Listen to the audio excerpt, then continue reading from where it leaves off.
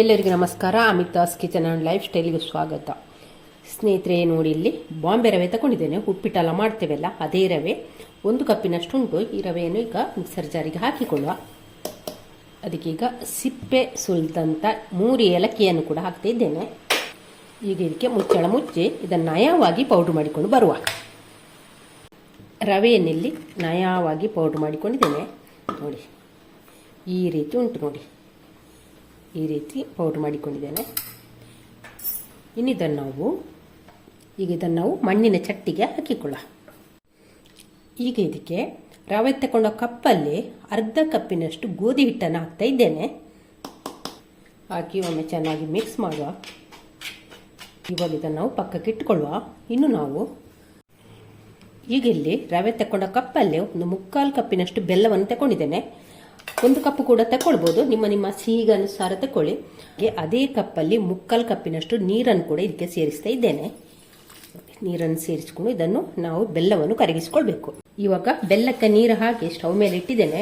ಬೆಲ್ಲ ಪೂರ್ತಿ ಕರಗಲಿ, ಪಾಕ ಏನು ಆಗೋದು ಬೇಡ ನಮಗಿಲ್ಲಿ. ಇವಾಗ ನೋಡಿ ಬೆಲ್ಲದ ನೀರು ಚೆನ್ನಾಗಿ ಕುದಿ ಬರ್ತಾ ಉಂಟು. ಹಾಗೆ ಬೆಲ್ಲ ಕೂಡ ಕರಗಿದೆ. ಇಷ್ಟಾದರೆ ಸಾಕು. ಈಗ ಸ್ಟವ್ ಆಫ್ ಮಾಡ್ತಾ ಇದ್ದೇನೆ. ಬೆಲ್ಲದ ಪಾಕ ಮಾಡಲಿಕ್ಕಿಲ್ಲ, ಬೆಲ್ಲ ಕರಗಿದ್ರೆ ಆಯಿತು. ಹಾಗೆ ಇದನ್ನು ಒಂದು ಸ್ವಲ್ಪ ತಣ್ಣಗಾಗಲಿಕ್ಕೆ ಬಿಡುವ. ಇವಾಗ ನಾವು ಪೌಡ್ರ್ ಮಾಡಿ ಇಟ್ಕೊಂಡ ರವೆಗೆ ನಾವಿಲ್ಲಿ ಬೆಲ್ಲವನ್ನು ನೀರು ಹಾಕಿ ಜೋನಿ ಮಾಡಿಕೊಂಡಿದ್ದೇವಲ್ಲ, ಅದನ್ನೀಗ ಸೋಸಿ ಇದಕ್ಕೆ ಹಾಕಿಕೊಳ್ಳುವ. ಇವಾಗ ಒಮ್ಮೆ ಚೆನ್ನಾಗಿ ಮಿಕ್ಸ್ ಮಾಡುವ. ಬೆಲ್ಲ ಮತ್ತು ಈ ರವೆ ಗೋಧಿ ಹಿಟ್ಟೆಲ್ಲ ಚೆನ್ನಾಗಿ ಒಮ್ಮೆ ಮಿಕ್ಸ್ ಆಗಲಿ. ಇವಾಗ ಪೂರ್ತಿ ಬೆಲ್ಲದ ನೀರನ್ನು ಇಲ್ಲಿ ಹಾಕ್ತಾ ಇದ್ದೇನೆ. ಹಾಕಿ ಒಮ್ಮೆ ಚೆನ್ನಾಗಿ ಮಿಕ್ಸ್ ಮಾಡುವ.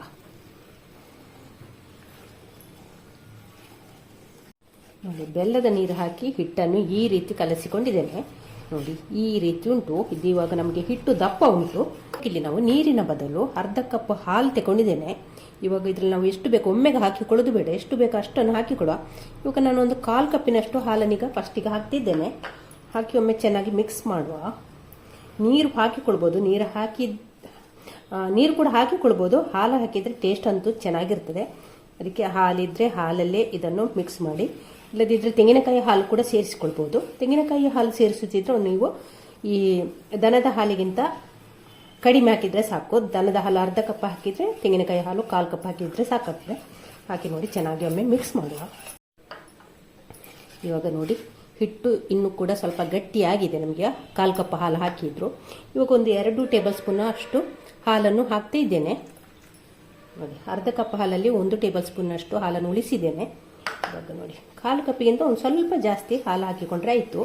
ಇವಾಗ ಇದಕ್ಕೆ ನಾನು 1 ಕಪ್ಪು ಬಾಂಬೆ ರವೆ ಪೌಡ್ರ್ ಮಾಡಿಕೊಂಡಿದ್ದೇನೆ. ಅದಕ್ಕೆ ಅರ್ಧ ಕಪ್ಪಿನಷ್ಟು ಗೋಧಿ ಹಿಟ್ಟು, ಹಾಗೆ 1 ಕಪ್ಪಿನಷ್ಟು ಬೆಲ್ಲ, 1/4 ಕಪ್ಪಿನಷ್ಟು ನೀರು ಹಾಕಿ ಕರಗಿಸಿಕೊಂಡು ಅರ್ಧ ಕಪ್ಪಿಗಿಂತ ಒಂದು ಸ್ವಲ್ಪ ಕಡಿಮೆ ಹಾಲು ಹಾಕಿ ಇವಾಗ ಹಿಟ್ಟನ್ನಿಲ್ಲಿ ನಾನು ಕಲಿಸ್ತಾ ಇದ್ದೇನೆ. ಚೆನ್ನಾಗಿ ಕಲಸುವ. ಹಿಟ್ಟು ಒಂದಕ್ಕೊಂದು ಬೆರಿಬೇಕು. ಇವಾಗ ಇದಕ್ಕೆ ಒಂದು ಚಿಟಿಕೆ ಉಪ್ಪನ್ನು ಹಾಕಿಕೊಳ್ಳುವ. ಉಪ್ಪು ಹಾಕಿದ್ರೆ ಉಂಟಲ್ಲ ಟೇಸ್ಟು ಬ್ಯಾಲೆನ್ಸ್ ಆಗ್ತದೆ. ಇವಾಗ ಇದಕ್ಕೆ 1/4 ಟೀ ಸ್ಪೂನ್ ಅಷ್ಟು ಸೋಡಾವನ್ನು ಹಾಕ್ತಿದ್ದೇನೆ. ಅಡುಗೆ ಸೋಡಾ, ನಾವು ಇಡ್ಲಿ ಎಲ್ಲ ಮಾಡಾಗ ಹಾಕ್ತೇವಲ್ಲ ಆ ಸೋಡಾವನ್ನು ಹಾಕ್ತಿದ್ದೇನೆ. ಹಾಕಿದರೆ ಚೆನ್ನಾಗಿ ಹಿಟ್ಟು ಹುದುಗಿ ಬರ್ತದೆ, ಸಾಫ್ಟ್ ಆಗ್ತದೆ. ಹಾಕದಿದ್ರೆ ನೀವೊಂದು ಕಲಸಿಟ್ಟ ನಂತರ 2-3 ಗಂಟೆ ಆದರೂ ಇದನ್ನು ಹಾಗೆ ಬಿಡಬೇಕು. ಸೋಡಾ ಸ್ಕಿಪ್ ಮಾಡದಿದ್ರೆ ಹಿಟ್ಟನ್ನು ಕಲಸಿ 1-3 ಗಂಟೆ ಹೀಗೆ ಬಿಟ್ಟರೆ ಆಯಿತು. ಸೋಡಾ ಹಾಕಿದ ನಂತರ ಒಮ್ಮೆ ಚೆನ್ನಾಗಿ ಮಿಕ್ಸ್ ಮಾಡುವ. ಇವಾಗ ಹಿಟ್ಟನ್ನು ಮುಚ್ಚಿ 10 ನಿಮಿಷ ನಾವು ಹೀಗೆ ಬಿಡುವ ಇದನ್ನು. ಇವಾಗ ಇಲ್ಲಿ 2 ಟೇಬಲ್ ಸ್ಪೂನಷ್ಟು ಬಿಳಿ ಎಳ್ಳನ್ನು ಹುರ್ಕೊಂಡಿದ್ದೇನೆ. ಅದನ್ನು ಈಗ ಇದಕ್ಕೆ ಹಾಕಿಕೊಳ್ಳುವ. ಹಾಕಿ ಒಮ್ಮೆ ಚೆನ್ನಾಗಿ ಮಿಕ್ಸ್ ಮಾಡಿ 10 ನಿಮಿಷ ನಂತರ ಹಿಟ್ಟು ಒಂದು ಸ್ವಲ್ಪ ಗಟ್ಟಿಯಾಗಿದೆ. ಇವಾಗ ಇದಕ್ಕೊಂದು ಸ್ವಲ್ಪ ಹಾಲನ್ನು ಹಾಕಿಕೊಳ್ಳುವ.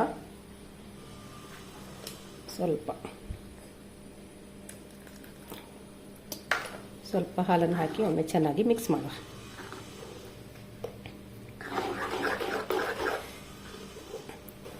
ಇವಾಗ ನೋಡಿ ಅರ್ಧ ಕಪ್ ಹಾಲು ತಗೊಂಡಿದ್ದೆ. ಅದರಲ್ಲಿ 1 ಟೇಬಲ್ ಸ್ಪೂನ್ ಅಷ್ಟು ಹಾಲು ಉಳಿದಿದೆ. ಅಷ್ಟು ಹಾಲನ್ನು ಹಾಕಿ ನೋಡಿ ಈ ಹದಕ್ಕೆ ಮಾಡಿಕೊಂಡಿದ್ದೇನೆ. ನೋಡಿ ಇಡ್ಲಿ ಹಿಟ್ಟಿನ ಹದಕ್ಕೆ ಮಾಡಿಕೊಂಡಿದ್ದೇನೆ. ನೋಡಿ ಈ ರೀತಿ ಉಂಟು. ನೋಡಿ ಈ ರೀತಿ ನೋಡಿ. ಇದಕ್ಕಿಂತ ತೆಳ್ಳಗೂ ಬೇಡ, ಇದಕ್ಕಿಂತ ದಪ್ಪ ಕೂಡ ಬೇಡ. ಇನ್ನು ಇದನ್ನು ನಾವು ಸ್ಟವ್ ಮೇಲೆ ಒಂದು ಪಡ್ಡು ಕವಲಿಯನ್ನು ಇಟ್ಟಿದ್ದೇನೆ. ಅದಕ್ಕೀಗ ತುಪ್ಪವನ್ನು ಹಾಕಿಕೊಳ್ಳ. ಒಂದು ಕಾಲು ಟೀ ಸ್ಪೂನಷ್ಟು ತುಪ್ಪವನ್ನು ಹಾಕಿಕೊಳ್ಳ. ಎಣ್ಣೆಯಿಂದಲೂ ಮಾಡ್ಬೋದು, ತುಪ್ಪ ಹಾಕಿದ್ರೆ ಉಂಟಲ್ಲ, ಯಾವುದೇ ಸ್ವೀಟಿಗಿರಲಿ ತುಪ್ಪ ಹಾಕಿದ್ರೆ ಉಂಟಲ್ಲ ಟೇಸ್ಟ್ ಮತ್ತು ಅದರ ಒಂದು ಪರಿಮಳ ಎಲ್ಲ ತುಂಬಾ ಒಳ್ಳೆದಿರ್ತದೆ ಅಲ್ವಾ. ಹಾಗಾಗಿ ತುಪ್ಪವನ್ನೇ ಹಾಕಿಕೊಂಡ್ರೆ ಬೆಸ್ಟ್ ಅಂತ ನನಗೆ ಅನಿಸ್ತದೆ. ಇವಾಗ ಇಲ್ಲಿ ತುಪ್ಪ ಚೆನ್ನಾಗಿ ಬಿಸಿ ಆಗಿದೆ. ಇವಾಗ ನಾವು ಇದಕ್ಕೆ ಹಿಟ್ಟನ್ನು ಹಾಕಿಕೊಳ್ಳುವ. ಗುಳಿ ಪೂರ್ತಿ ಹಾಕಿಕೊಳ್ಳೋದು ಬೇಡ, ಒಂದು 3/4 ಭಾಗದಷ್ಟು ಹಿಟ್ಟನ್ನು ಹಾಕಿಕೊಂಡ್ರೆ ಆಯಿತು.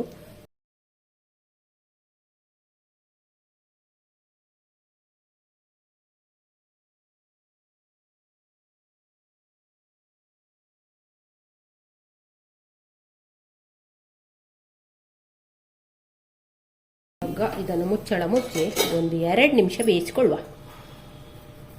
ಇವಾಗ 2 ನಿಮಿಷ ನಂತರ ಮುಚ್ಚಳ ತೆಗಿತಿದ್ದೇನೆ. ಇವಾಗ ಇದನ್ನೆಲ್ಲ ಒಮ್ಮೆ ಮಗುಚಿ ಹಾಕಿಕೊಳ್ಳುವ. ಒಂದು ಅರ್ಧದಷ್ಟು ಬೆಂದರೆ ಸಾಕು.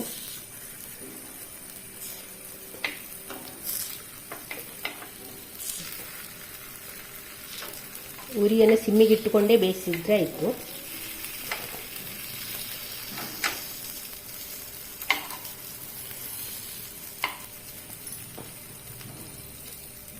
ನಿಮಿಷ ನಂತರ ನಮ್ಮ ಪಡ್ಡು ನೋಡಿ ಚೆನ್ನಾಗಿ 2 ಸೈಡ್ ಕೂಡ ಹೊಂಬಣ್ಣ ಬರುವ ರೀತಿಯಲ್ಲಿ ಇದನ್ನು ಫ್ರೈ ಮಾಡಿ ತೆಗೆದ್ರೆ ಆಯಿತು. ನೋಡಿ ಎಷ್ಟು ಚೆನ್ನಾಗಿ ಬಂದಿದೆ. ಹಾಗೆ ನಿಮಗೆ ಏನಾದರೂ ಸಿಹಿ ತಿನ್ನಬೇಕು ಅಂತ ಅನಿಸಿದಾಗ ಇದನ್ನು ನಿಮಗೆ ತಟ್ಟ ಅಂತ ಮಾಡ್ಬೋದು. ಇಲ್ಲ ನೆಂಟರು ಯಾರಾದರೂ ಬಂದರು ಅಂತೇಳೋದು, ಏನು ಮನೆಯಲ್ಲಿ ತಿಂಡಿ ಇಲ್ಲ ಅಂತ ಹೇಳೋದು, ಇದನ್ನು ಕೂಡ ನಿಮಗೆ ತಟ್ಟ ಅಂತ ಮಾಡಿ ಕೊಡ್ಬೋದು.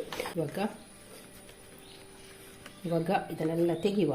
ನೋಡಿ ಸ್ನೇಹಿತರೆ, ನೋಡಿ ಫಟಾಫಟ್ ಅಂತ ಒಂದು 10 ನಿಮಿಷದಲ್ಲಿ ರೆಡಿ ಮಾಡುವಂಥ ಸ್ವೀಟ್ ರೆಸಿಪಿ ಸಿಹಿ ಪಡ್ಡು ಇಲ್ಲ ಸಿಹಿ ಅಪ್ಪ, ಬೆಲ್ಲದಪ್ಪ ಅಂತಲೂ ಹೇಳ್ಬೋದು. ತುಂಬ ಅದ್ಭುತವಾಗಿ ತುಂಬಾ ಸೊಗಸಾಗಿ ಬಂದಿದೆ. ನಿಮಗೆ ನೋಡುವಾಗಲೇ ಅನಿಸ್ಬೋದು ಎಷ್ಟು ಚೆನ್ನಾಗಿ ಬಂದಿದೆ ಅಂತ. ಹಾಗೆ ನೀವು ಕೂಡ ಒಂದ್ಸಲಿ ಇಷ್ಟಪಟ್ಟು ಮಾಡುವಂಥ ರೆಸಿಪಿ. ಹಾಗೆ ಈ ರೆಸಿಪಿ ಇಷ್ಟ ಆದ ಲೈಕ್, ಶೇರ್, ಕಮೆಂಟ್ ಮಾಡಿ. ಥ್ಯಾಂಕ್ ಯು ಸ್ನೇಹಿತರೆ. ಒಂದು ಪಡ್ಡನ್ನು ಬಿಡಿಸಿ ತೋರಿಸ್ತಾ ಇದ್ದೇನೆ. ನೋಡಿ ಒಳಗೆ ನೋಡಿ ಎಷ್ಟು ಸಾಫ್ಟ್ ಆಗಿ ಬಂದಿದೆ. ಹಾಗೆ ಹೊರಗಿಂದ ಉಂಟಲ್ಲ ಕ್ರಿಸ್ಪಿಯಾಗಿ, ಒಳಗಿಂದ ಸಾಫ್ಟ್ ಆಗಿ ಬಂದಿದೆ. ಇದನ್ನು ನಮಗೆ ಉಂಟಲ್ಲ ತುಪ್ಪದ ಜೊತೆ ತಿನ್ನಬೇಕು, ತುಂಬಾ ಒಳ್ಳೆಯದಾಗ್ತದೆ. ಹಾಗೆ ಅಂತೆಯೂ ತಿನ್ಬೋದು, ತುಪ್ಪದ ಜೊತೆ ತಿಂದರೆ ಉಂಟಲ್ಲ ಸ್ವರ್ಗ ಅಂತ ಹೇಳ್ಬೋದು. ಅಷ್ಟೊಂದು ಸೊಗಸಾದ ಅದ್ಭುತವಾದ ರೆಸಿಪಿ. ನಾಳೆ ನಾವು ಹೊಸ ಬ್ಲಾಗ್ ಅಥವಾ ರೆಸಿಪಿಯನ್ನು ಸಿಗೋಣ. ಅಲ್ಲಿವರೆಗೆ take care, bye bye. Thank you ಸ್ನೇಹಿತರೆ.